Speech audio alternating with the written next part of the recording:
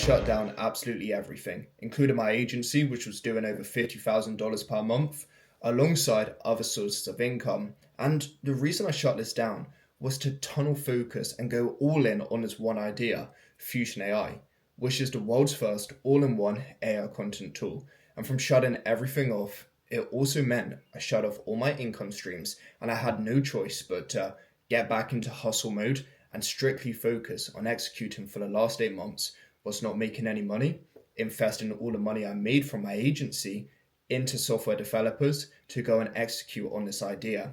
And now we're pretty much done. So in this video, I want to talk about the art of delayed gratification and exactly why I came up with this idea of Fusion AI and why I'm going all in on it. So before I even started running my agency, I always wanted to be an entrepreneur. Literally since I was like 13, I had brands. I had a clothing brand actually called Conrad Clothing. During lockdown, I had tons of other brands. I was trying to make websites for everyone, reaching out to people. I uploaded like those hustle motivation clips to go and make some money. I've always just been out hustling, trying to do something. But it was Fusion Media, my agency, which was really the first thing to ever actually click, okay? It took me like a good year and a half to ever sign my first client. I actually remember it. So I flew home early from a family holiday. My family was still on holiday, okay? And I signed someone for the grand price of $50. She was actually from New Zealand. So I signed her for only £50, not $50. And I was like ecstatic. I'd never been so excited in my entire life. The work I had to do for the £50 was immense. I was probably doing about 3-4 hours a day for that client. So when you actually think about it, I was better off getting a job. But the thing is that it just generally just didn't matter to me. It was like a breakthrough. I have finally made money online. I was just over the moon. I was so excited. And from there, I just kept compounding and compounding. My skills got better. I started getting some more motion, so I hired people. First people I hired were virtual agents to do like cold DMs, and my agency just literally just started getting larger and larger to the point where we were. We got to 50,000. But here's where the main issue came, because you're probably looking at me and being like, Joseph, you're such a fool. Why would you shut it down? And here's the thing when it comes to business is longevity. How long did Fusion AI, a content agency, have? Probably not much longer. And the reason behind it is because of AI. AI was still a relatively new thing when my agency was doing well, but as it slowly got matured, as it got better, I was like paying more attention to it, and I was like, damn, I can either milk Fusion Media a bit longer, probably get to 100k a month. Realistically, I probably would have. But then from there, it's just downhill, and then I'm just playing the catch-up game onto the next thing. Like, where's every other agency owner just going to hop into? They're just going to be doing like go high level AI automations, not really building something substantial. Or I can take a step back and really just build something meaningful. So this is where the idea started coming from, and I'm going to build you out a map. And this has got to be one take, by the way. I didn't have any markers. This is actually permanent marker, so this is how you know it's truly off the heart and real. So I started looking around within the content niche, and I saw a few different things. So I saw areas. So I saw AI editors. What else did I see? AI script writers. And then I would also see like AI competitor channels, okay? So as you can see right here. But the thing is that when I saw them, I would always notice that they weren't ever grouped together. They were separate different entities. And with that came a lot of challenges for users. It still didn't really alleviate the pain of them having to employ someone, because realistically, when you add up the cost of all of these things, you could probably get someone from the Philippines for the same price who's going to do everything for you. You yourself, you still have to use these applications, but you could get someone from the Philippines to do it, because realistically, all of this stuff adds up to around $200, $300 per month. I was charging around $2,000 a month for my agency.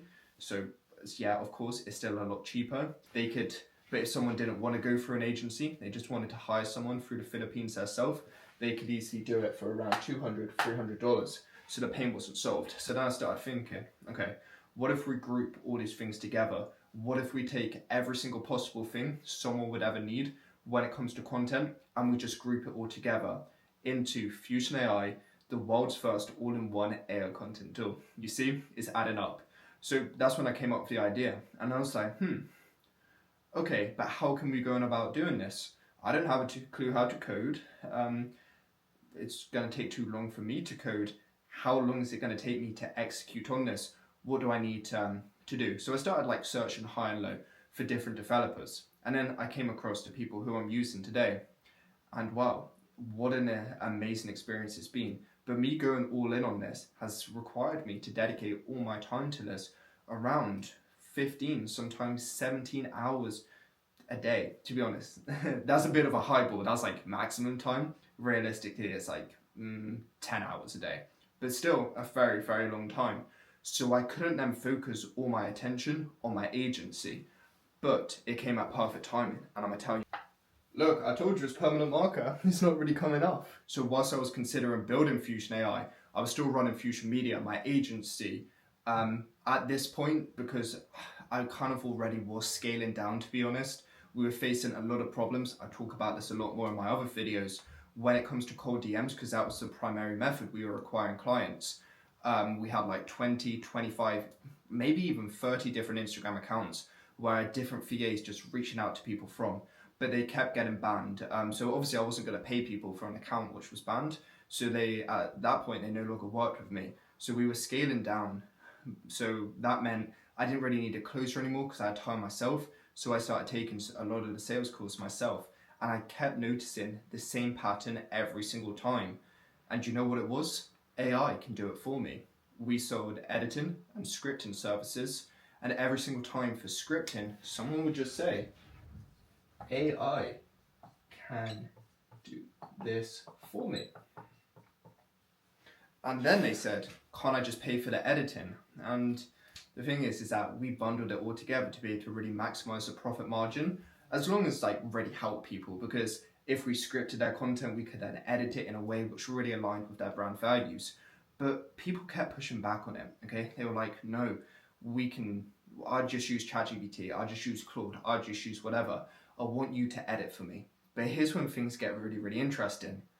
Then what I kept noticing is people would say, oh, but there's AI editors out there.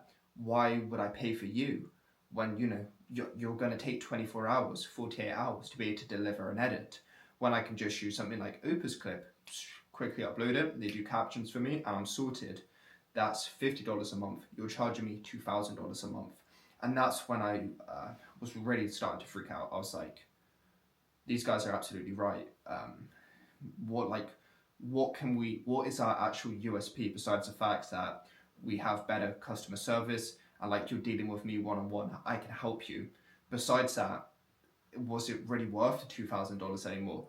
When people had Opus out there, when people had ChatGPT, no, it just wasn't. So then I started investigating. I was asking people about these tools. I was like, what's your thoughts on it? They were like, it's good. But the main issue, especially when it came to the editors, was, well, I still need to know how to edit. And a lot of the people who I worked with in my agency, they didn't know how to edit. That's where they came to us. So the problem was still there. That's how we were able to stay afloat and still retain these clients. Because when they wanted to leave, my argument was to them, okay, you're making X amount, 250,000, 300,000 a month. You only pay me 2,000. Is learning how to edit going to be a good opportunity cost, or you better just pay me 2,000? So that's how we kept these people, just doing a valid argument. So we were able to keep them. But I kept seeing these opportunities come up. I was like, okay, there's AI editors out there, but they're not simple. People still need to learn how to edit. People are talking about scripting now using ChatGPT. They're really confident with how it works.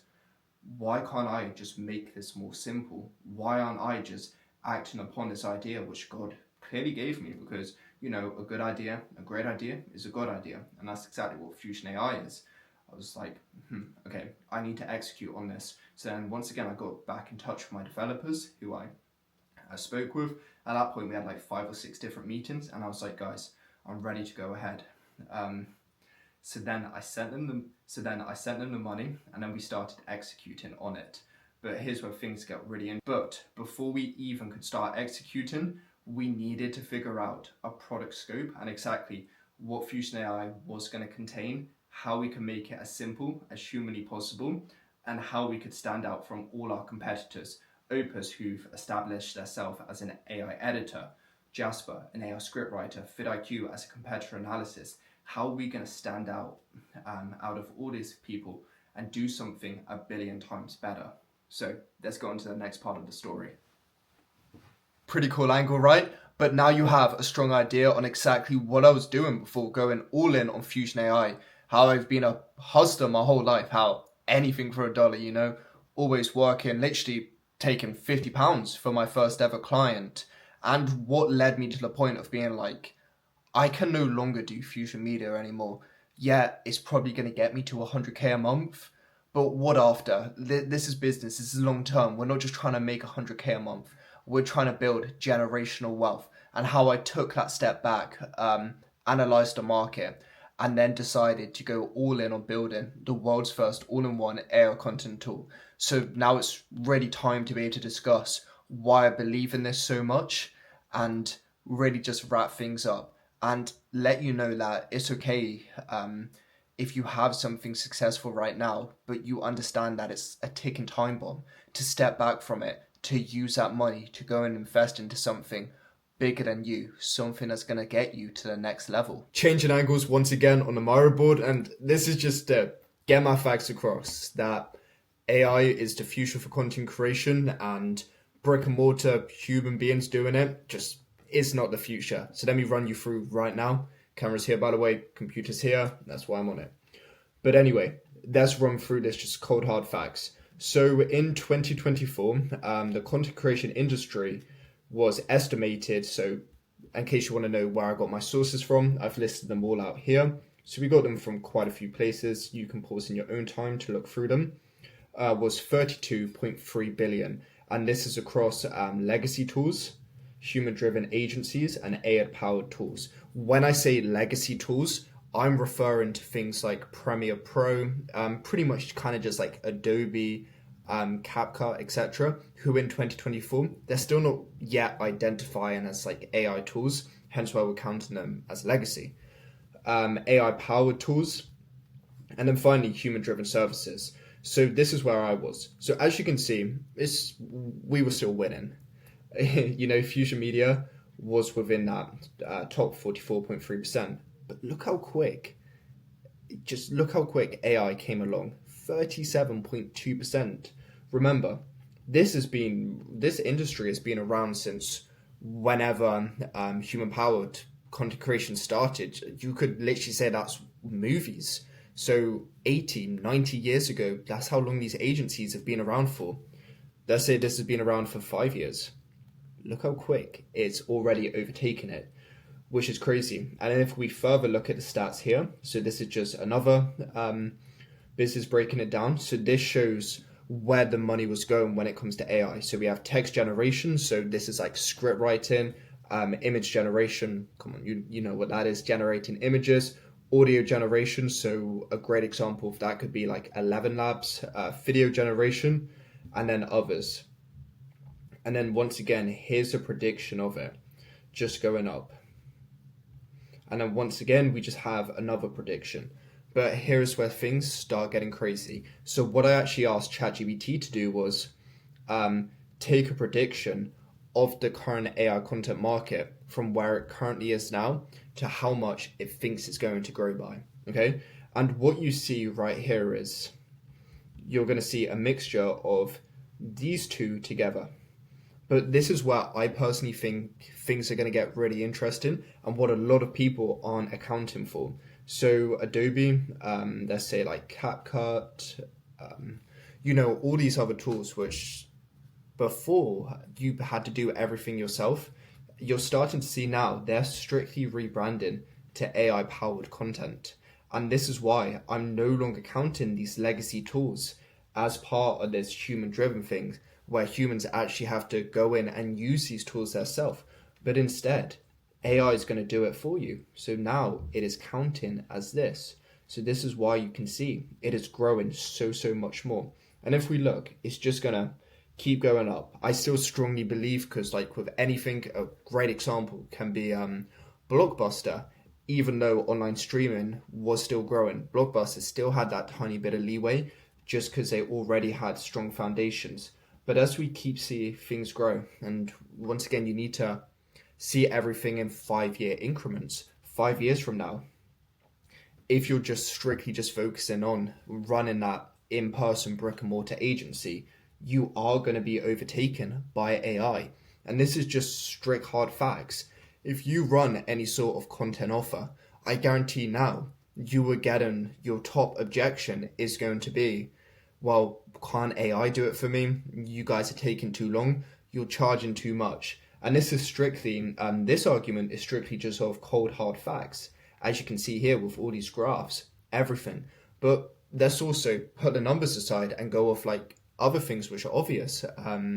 Firstly, we have time. When it comes to AI, it's literally going to do it for you in seconds.